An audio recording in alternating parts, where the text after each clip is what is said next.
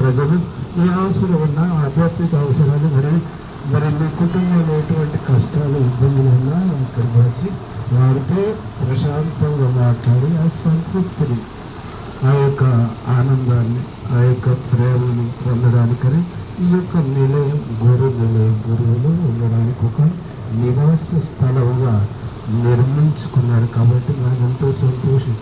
ఈ యొక్క ఆలోచన ఇచ్చినటువంటి ఆ దేవుడికి ధన్యవాదాలు తెలియజేసుకోవాలి. ఇక్కడ నిర్మించడానికి మరి సహాయపడినటువంటి ధర్మదాతలను కూడా మనం ఈ పూజలో గుర్తుంచుకోవాలి, వారి కోసం ప్రార్థించాలి.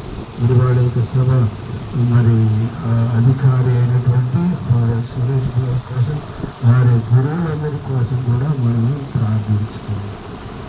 ఈ మధ్య నేను ఒక దాదాపుగా 2 నెలలు అమెరికా మరి జర్మనీ దేశాల్లో చూడడానికి వెళ్ళాను. అక్కడ మరి